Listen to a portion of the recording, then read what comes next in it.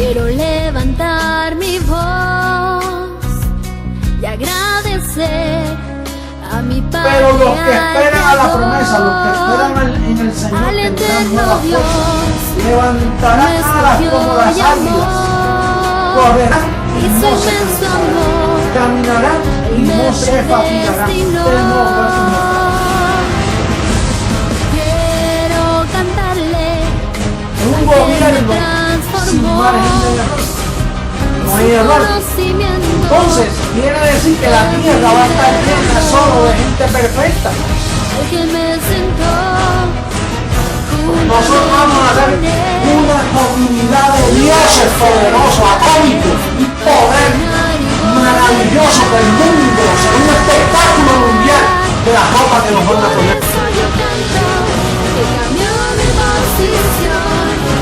De mortal a inmortal, de corruptible a incorruptible, de esclavo a heredero, de hombre a Dios, a ti al Dios vivo, toda gloria y honor.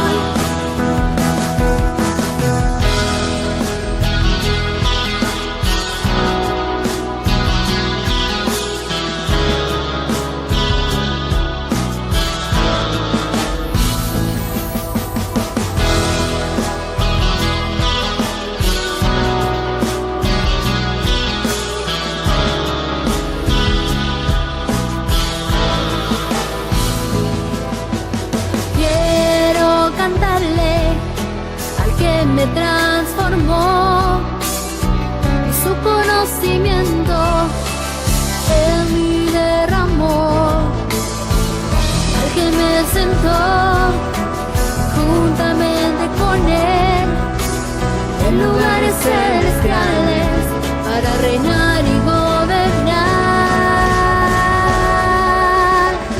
Y por eso yo canto al que cambió mi posición, de mortal a inmortal, de corruptible a incorruptible, de esclavo a heredero, de hombre a Dios, a ti el Dios vivo, toda gloria y honor. Y por eso yo canto al que cambió mi posición, de mortal a inmortal, de corruptible a incorruptible. Mentiroso. Tapa la verdad, se dice la verdad, pasa lo que pasa. Lo que hay es puro evangelio, el evangelio de la verdad, oculto por 2000 años hasta este día. No hay nadie que pueda mover este fundamento, nadie podrá, nadie.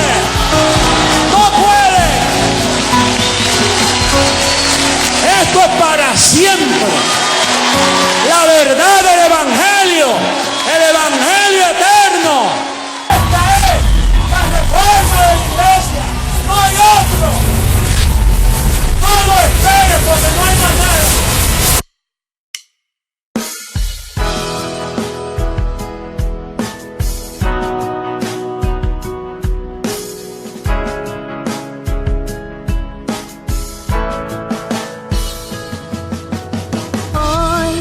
Quiero levantar mi voz y agradecer a mi Padre, al Creador, al eterno Dios, quien me escogió y amó, y su inmenso amor, Él me predestinó.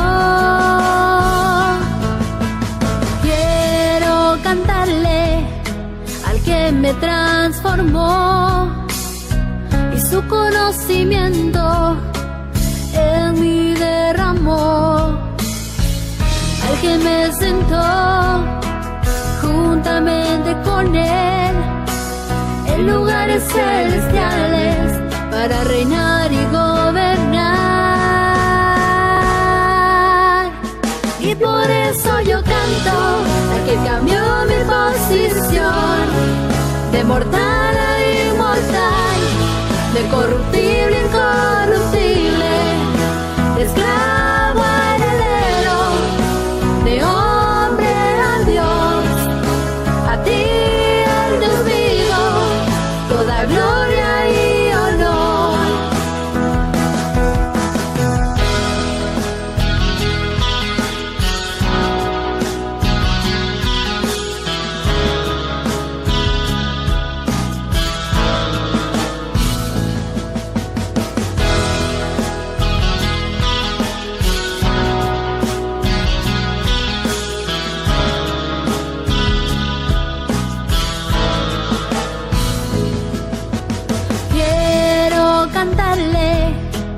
que me transformó y su conocimiento en mí derramó. Al que me sentó juntamente con él en lugares celestiales para reinar y gobernar. Y por eso yo canto al que cambió mi posición de mortal a inmortal, de corruptible a incorruptible, de esclavo a heredero, de hombre a Dios. A ti el Dios vivo, toda gloria y honor. Y por eso yo canto al que cambió mi posición de mortal a inmortal, de corruptible a incorruptible, de esclavo a heredero, de hombre a Dios. A ti el Dios vivo, toda gloria y honor.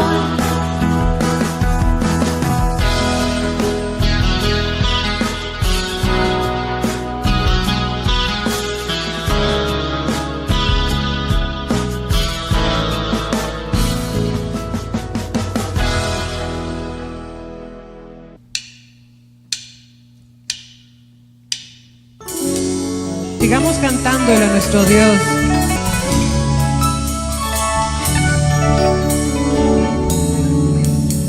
Tu pacto, Dios, es eterno.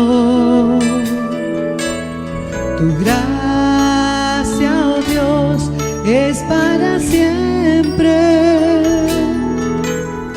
Tu pacto, Dios, es eterno. Tu gracia, oh Dios, es para siempre. Desde antes que fue dada, reservada para gloria, grabada en mi corazón.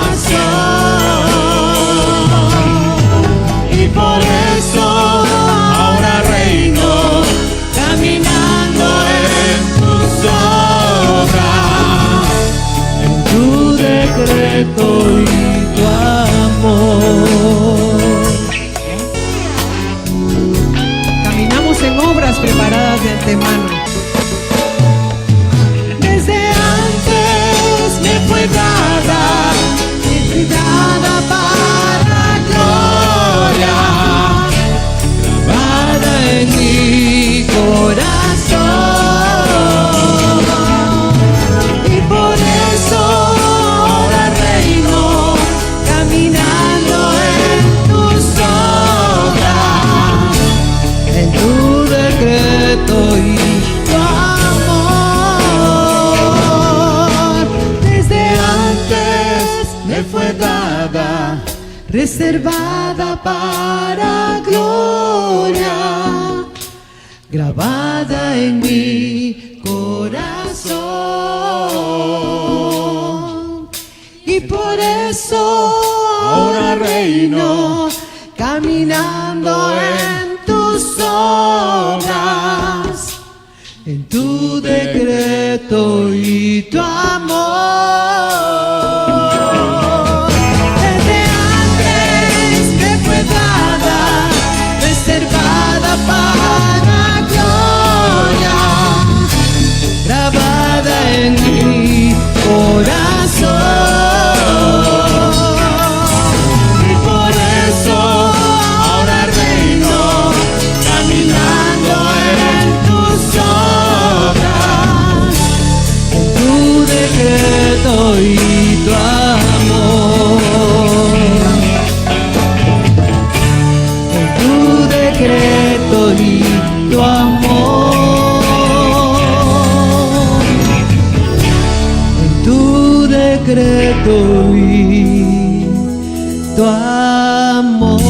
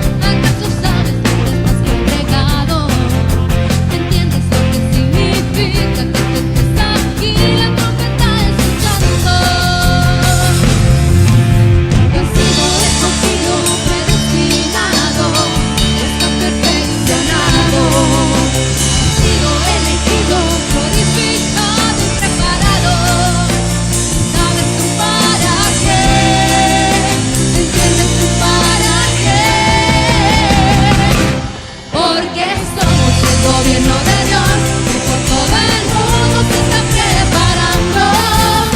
Todos a una misma voz, en un mismo pensar, todos como soldados. Somos el gobierno de Dios, que todas las naciones sigue anunciando. Alerta, escuchen sin temor, la trompeta sonando con sonido claro.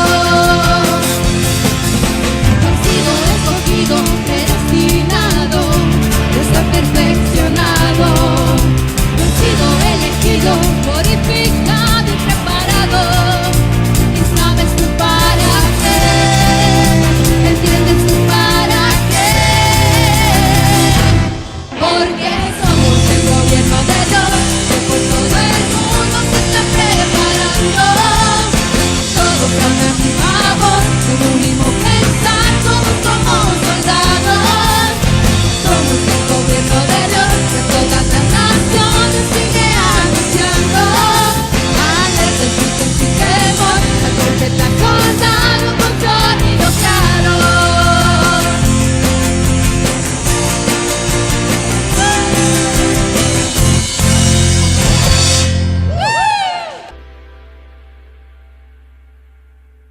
Bendecidos dioses, un saludo a la preciosa amada en todas las naciones, a los dioses. El Dios vivo es el juez de todos. Hoy tenemos un tema espectacular, precioso. Hoy vamos a hablar de la comida, vamos a seguir con el conocimiento de la comida, del alimento espiritual, que es donde está el poder de Dios y la vida del Dios vivo para nosotros, la que nos hace disfrutar la herencia, reinar y estar en una gloria maravillosa.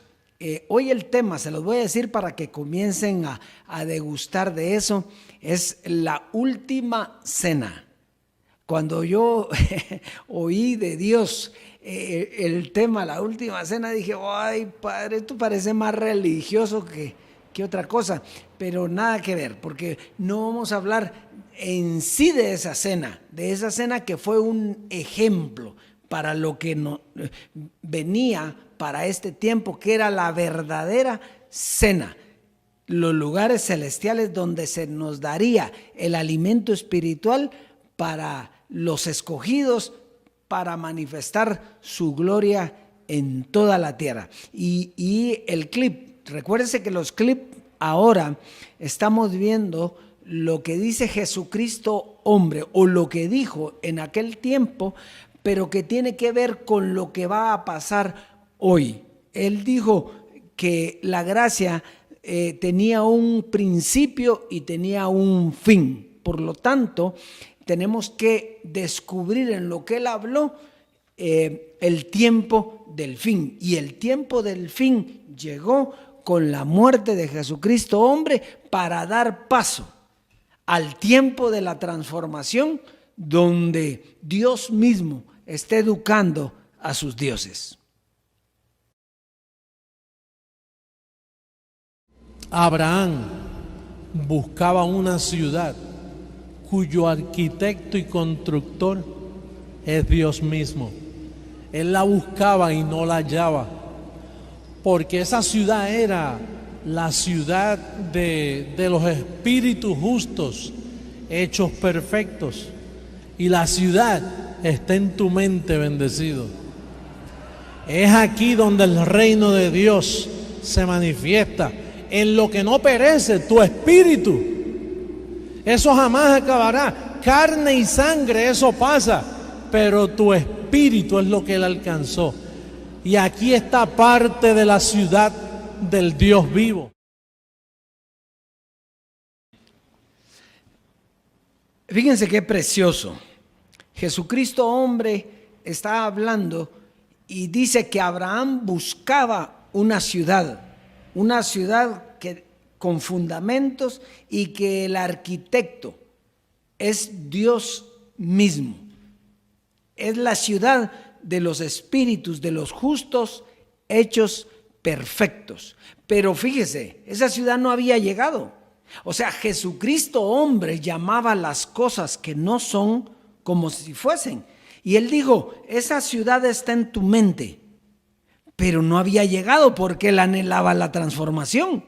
Si esa ciudad hubiera llegado, era el cumplimiento de toda la promesa. Sin embargo, él decía, cuando llegue la transformación, o sea, en la transformación se iba a dar esa nueva ciudad, que los fundamentos los pone el Dios mismo, el constructor, es Dios mismo para todos nosotros. Entonces, está hablando aquí de un tiempo futuro donde se iban a manifestar los dioses, donde se iban a manifestar los espíritus de los justos, donde íbamos a crecer en una gloria espectacular. Y note que dice, aquí está parte de esa ciudad. Quiere decir, Dios quiere decir que faltaban unos y que unos no iban a entrar, porque era una parte la que estaba ahí con él. Esa parte iba a ser la ciudad. Ya tenían que tener en la mente que eran, pero vendría esa ciudad cuando apareciera el Dios vivo y Jesucristo entregara al Dios y Padre el reino. Así es, Dios, es que precioso eso. Muy bien, vamos entonces al tema hoy. El tema, yo les dije que lleva por título La Última Cena. Siempre que oímos la última cena, inmediatamente viene a nosotros el tiempo de Jesús de Nazaret, porque todos creemos o nos imaginamos o nos contaron que Jesús efectuó la última cena, y no es cierto. Esa no era la última cena. Lo que Jesús efectuó fue la Pascua judía. Eso fue lo que él efectuó. Era un rito que se hacía desde siempre, donde se mataba a un cordero, se lo comían y entonces era una cena, se llamaba la cena de Pascua.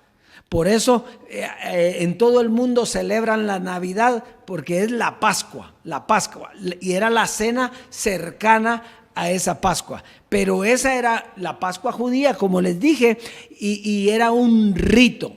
Pero lo que sí es cierto era que era un símbolo para lo que iba a ser la verdadera cena del Señor, porque habría una cena y era la última, porque ya no había nada más que esa cena, solo que el símbolo era físico, una cena física con sus discípulos, y la última cena iba a ser una cena espiritual y que iba a ser para siempre. Así es que esto es bien importante. Si usted lee en los libros históricos, habla de esto.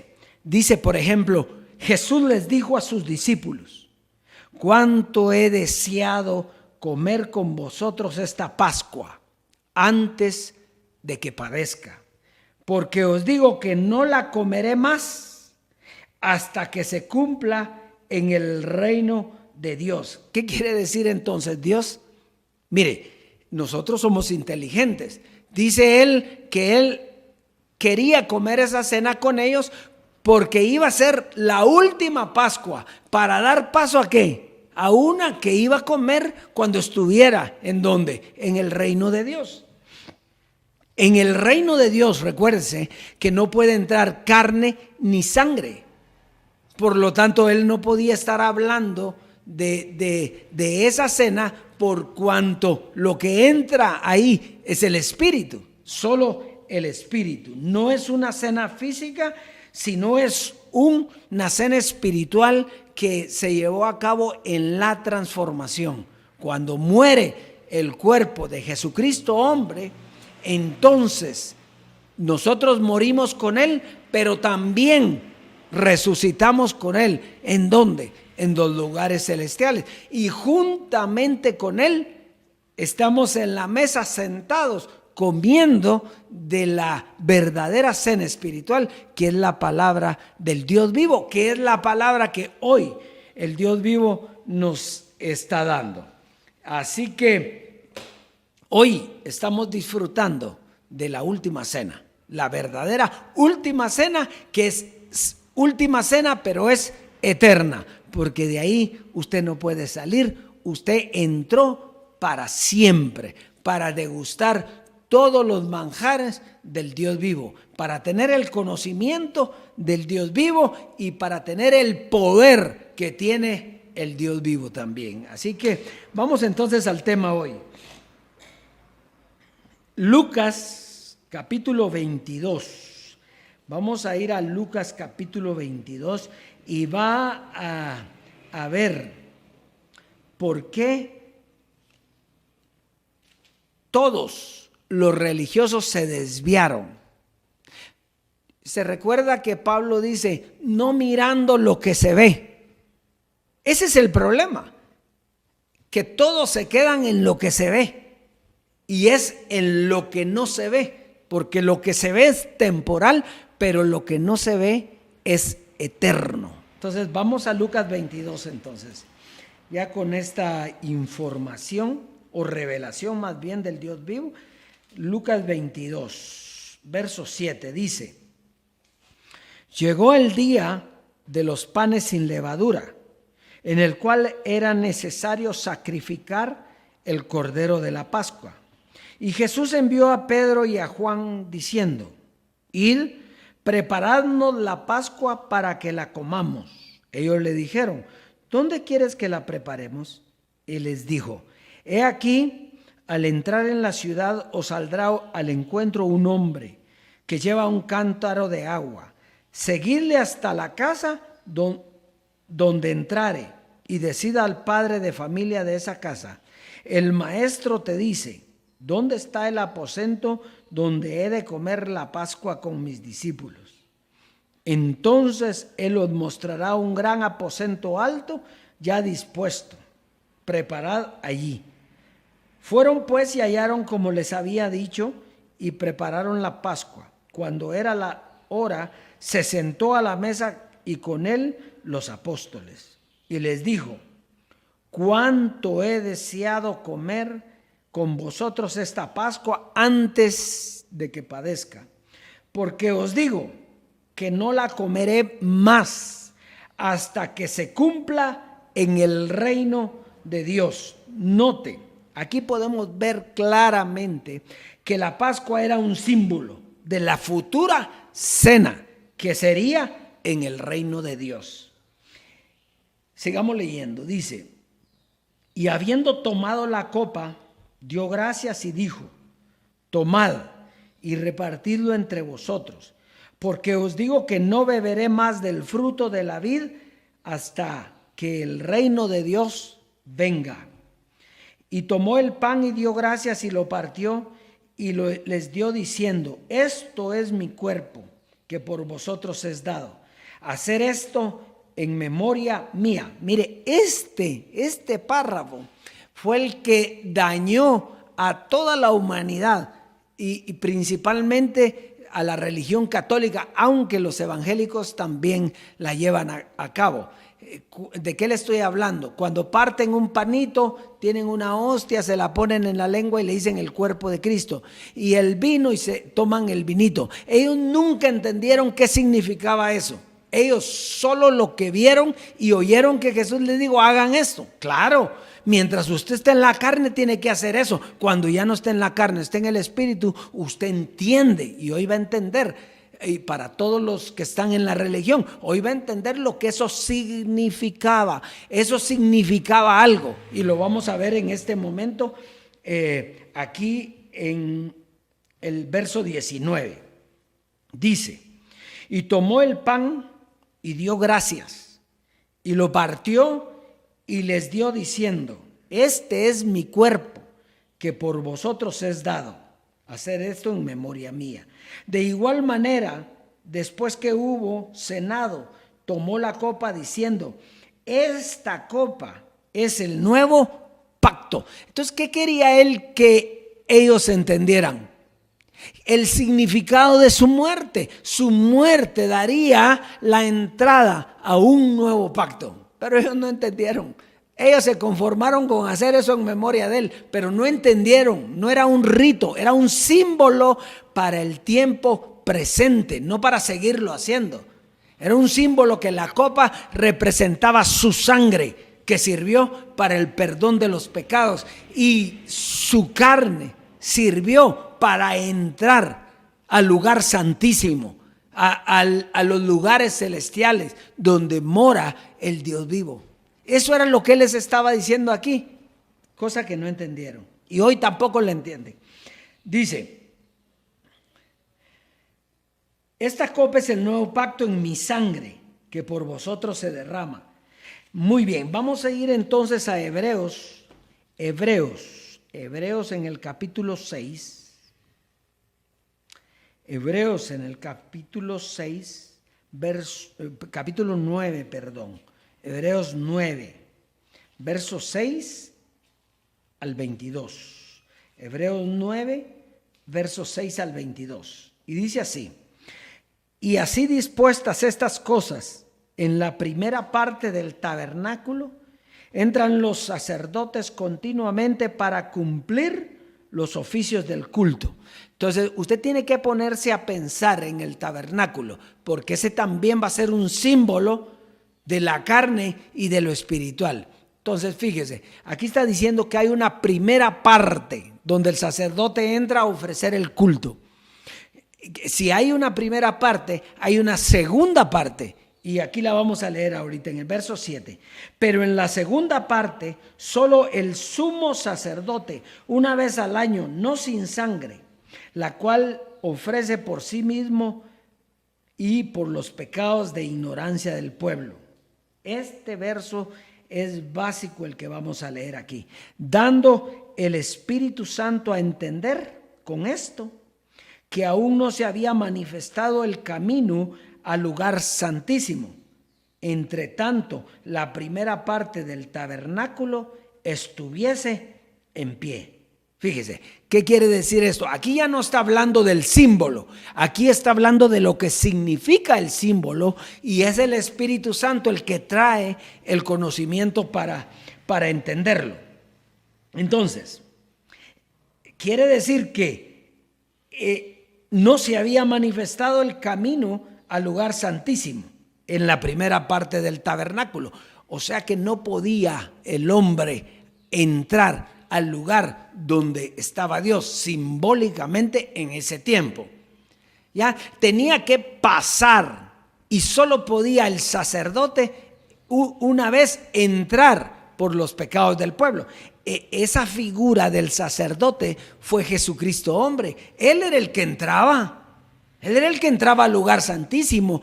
¿Por qué le digo yo que entraba al lugar santísimo? Porque Él era Dios y porque el conocimiento de Dios le llegó a Él. De ahí no lo transmitía en la primera parte del tabernáculo. Pero, sigamos leyendo entonces, dice: lo cual es símbolo para el tiempo presente, según el cual se presentan ofrendas y sacrificios que no pueden hacer perfecto en cuanto a la conciencia al que practique este culto, ya que consiste solo de comidas y bebidas, de diversas abluciones y ordenanzas. ¿Acerca de qué? De la carne, dice ahí, acerca de la carne, impuestas hasta el tiempo de reformar todas las cosas. Quiere decir que en la primera parte del tabernáculo, ¿qué representaba? ¿Representaba qué? La carne. Y mientras estaba el hombre en la carne, tenía impuestas ciertas formas de vida que hasta reformar las cosas se iban a quitar. Aquí está bien clarito. Mientras esté la carne, el hombre no puede entrar a los lugares celestiales, aunque puede llamarlas ya. Jesucristo hombre las llamaba, las cosas que no son como si fuesen, llamaba el lugar santísimo, llamaba los lugares celestiales. Él le decía a la iglesia: nosotros estamos sentados juntamente con Él, pero no era cierto todavía. ¿Por qué? Porque todavía estábamos con carne, estábamos en la primera parte del tabernáculo. No habíamos pasado al lugar santísimo, que hoy entendemos que se llama lugares celestiales. Vamos a seguir, dice, pero estando ya presente Cristo. Oiga, estando ya, ¿de qué Cristo está hablando aquí? Aquí no está hablando de Jesús de Nazaret, aquí está hablando de Jesucristo hombre, aunque es el mismo, porque Jesús de Nazaret se introdujo espiritualmente hablando en la mente de José Luis para explicar el evangelio de la transformación, o el evangelio de la gracia, perdón.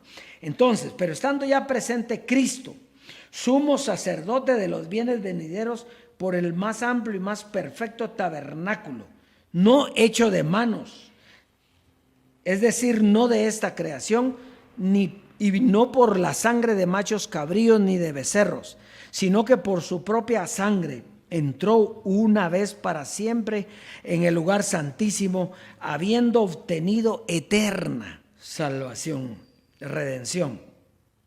Porque si la sangre de los toros y de los machos cabríos y las cenizas de la becerra, rociadas a los inmundos, santifican para la purificación de la carne, cuanto más la sangre de Cristo, el cual mediante el Espíritu eterno se ofreció a sí mismo sin mancha a Dios, limpiará vuestras conciencias de obras muertas para que sirváis al Dios vivo. Y aquí está la clave. ¿De qué Cristo está hablando aquí? Es importante, aunque es el mismo, pero es importante porque cada manifestación tenía algo que hacer y algo que ofrecer. Aquí dice que la sangre de Cristo, mediante el Espíritu eterno, se ofreció a sí mismo sin mancha a Dios. Y entonces usted dirá, pero si ese es Jesús de Nazaret, no, porque él no estaba sin mancha delante de Dios. ¿Por qué cree usted que estaba en una cruz Jesús? ¿Usted cree que estaba porque no lo merecía? Él no lo merecía humanamente hablando porque no había hecho nada malo, pero al él decidir tomar nuestros pecados, ¿cómo cree que estaba él? ¿Estaba sin mancha? No, tenía la mancha de nosotros delante de Dios. Por eso le dice, Dios mío, ¿por qué me has abandonado? Dios no puede estar con carne. Ahora, cuando él resucita por el poder de Dios, del conocimiento que tenía, entonces sube para estar uno y ser uno con el Padre una vez más. Entonces, dioses, oiga, póngale atención a esto, porque todos, mire, todo eso, no, que está diciendo que Jesús tenía pecado. Yo no estoy diciendo que él tenía pecado, que él estaba cargando nuestros pecados y por lo tanto había una mancha ahí en esa cruz delante de Dios, no de él, sino la de nosotros. Entonces, ¿de quién está hablando aquí cuando dice que él se entregó a sí mismo sin mancha? Pues fue Jesucristo hombre. ¿Y por qué Jesucristo hombre no tenía mancha? Porque ya el pecado había sido quitado. Jesús de Nazaret quitó el pecado.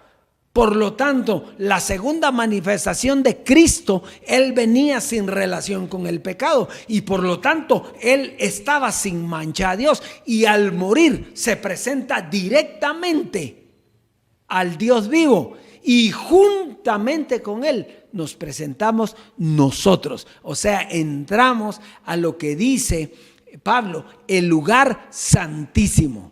Y nosotros llamamos los lugares celestiales, donde Dios es el juez de todo y donde estamos recibiendo un evangelio poderoso. Muy bien, sigamos leyendo, vamos a ver. Dice, el Espíritu eterno, verso 14, se ofreció a sí mismo sin mancha a Dios. Limpiará vuestras conciencias de obras muertas para que sirváis ¿a quién? No dice a Jesucristo. ¿A quién vamos a servirle ahí? Al Dios vivo. ¿A quién le sirve usted y yo? Al Dios vivo. Así que por eso es mediador de un nuevo pacto, para que interviniendo muerte por la remisión de las transgresiones que había bajo el primer pacto, los llamados reciban la promesa de la herencia eterna. Porque donde hay testamento es necesario que intervenga muerte del testador. Porque el testamento con la muerte se confirma, pues no es válido entre tanto que el testador vive. Donde ni aun el primer pacto fue instituido sin sangre, porque habiendo anunciado Moisés todos los mandamientos de la ley a todo el pueblo, tomó la sangre de los becerros y de los machos cabríos con agua, lana escarlata e hisopo, y roció el mismo libro y también a todo el pueblo, diciendo: esta es la sangre del pacto que Dios os ha mandado. Y además de esto, roció también con la sangre el tabernáculo y todos los vasos del ministerio. Y casi todo es purificado según la ley con sangre, y sin derramamiento de sangre no se hace remisión. Tanto Jesús de Nazaret como Jesucristo hombre tenían que morir. Lo que pasa es que cuando él dijo: yo no voy a morir, inmediatamente nosotros le pusimos atención a la carne. Y entonces, si él dijo: yo no voy a morir, entonces nosotros dijimos: pues nosotros tampoco. Pero él no estaba hablando de la carne, estaba hablando del espíritu.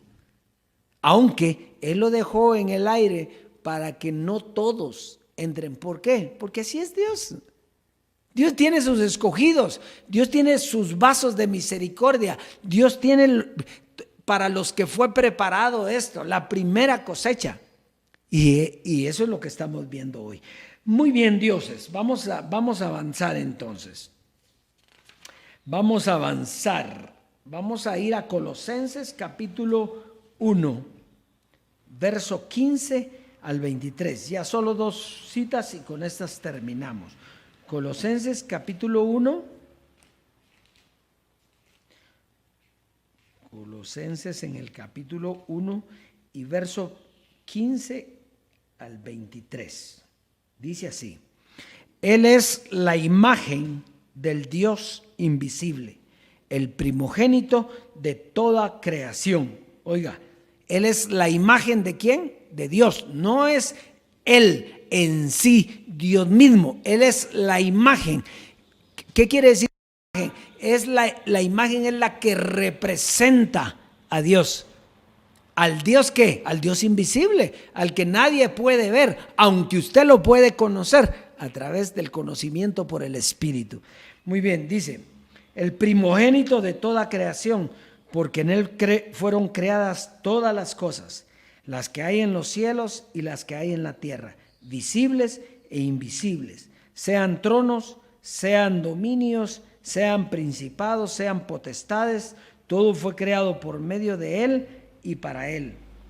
Y él es antes de todas las cosas, y todas las cosas en él subsisten. Y él es la cabeza del cuerpo, que es la iglesia. Acuérdese que en ese tiempo no había iglesia. Por eso le llamaban el camino, no la iglesia, el camino. La iglesia apareció cuando Jesucristo, hombre, comenzó a educarla, pero todavía estaba con carne. Muy bien, dice: Él que es el principio, el primogénito de entre los muertos, para que en todo tenga la preeminencia, por cuanto agradó al Padre que en él habitase toda plenitud, y por medio de él reconciliar consigo todas las cosas, así las que están en la tierra como las que están en los cielos, haciendo la paz mediante la sangre de su cruz. Y a vosotros también, que erais enemigos en otro tiempo, extraños, y a vosotros también que erais en otro tiempo extraños y enemigos en vuestra mente, haciendo malas obras, ahora os ha reconciliado en su cuerpo de carne por medio de la muerte, para presentarnos santos y sin mancha e irreprensibles delante de Dios. ¿Quién era el que tenía carne? El que tenía carne era Jesucristo hombre. Jesús de Nazaret, él tenía una carne en semejanza. Él dice que tenía un cuerpo en semejanza de carne de pecado, pero él no tenía carne, no tenía la contaminación de la carne en su mente. Entonces aquí está hablando nuevamente, está hablando de Jesucristo hombre, que cuando muere nos reconcilia con Dios. ¿Por qué? Porque nos quita la carne. Si el Espíritu siempre ha sido de Dios y siempre ha estado con Dios. Pero ¿qué era lo que nos alejó de Dios? Lo que nos alejó de Dios era la carne, que era el pecado, que era la maldad.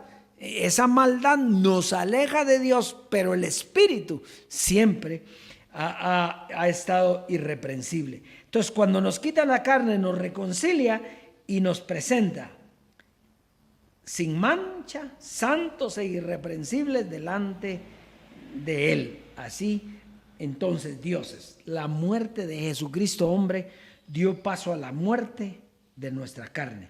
Entonces nos presenta santos, que quiere decir apartados para Dios, sin mancha, irreprensible delante de Él. Entonces nos unimos a Dios, porque el que se une al Señor, un espíritu es con Él. ¿Cuál es ese espíritu? El conocimiento. El mismo conocimiento del Dios vivo es el conocimiento que tenemos hoy. Por eso somos uno con Él. Y terminamos con primera carta a Timoteo. Primera carta a Timoteo en el capítulo 3, verso 16. 3:16. Primera carta a Timoteo 3:16. Dice: e indiscutiblemente grande es el misterio de la piedad. Oiga, ¿cómo es el misterio de la piedad? Es grande. El que no entiende este misterio de la piedad no conoce al Dios vivo, porque en ese misterio está encerrado el poder de Dios. Dice: indiscutiblemente grande es el misterio de la piedad.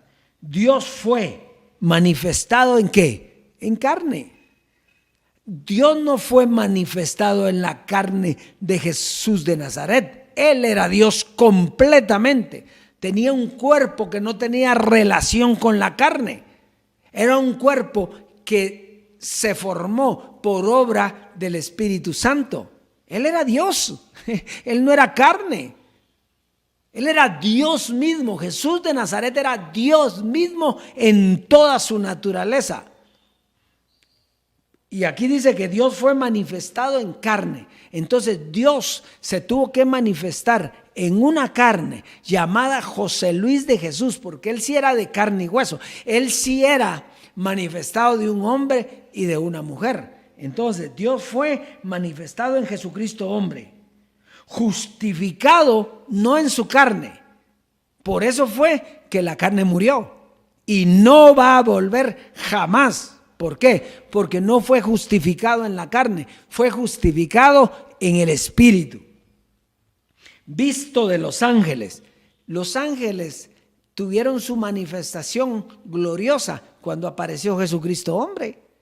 Para todos nosotros, ¿qué decíamos? Ángeles a mi servicio, ángeles poderosos que nos llevan, que nos cuidan, que nos guardan. ¿Por qué? Porque ellos estaban para ayudar, son ángeles ministradores que sirven para ayudar a todos los que serán, oiga, serán, no los que están ahora aquí, serán herederos de la salvación. Entonces los ángeles tenían una cubierta poderosa manifestada en medio nuestro, porque nosotros éramos los herederos, pero todavía no habíamos heredado, no éramos todavía.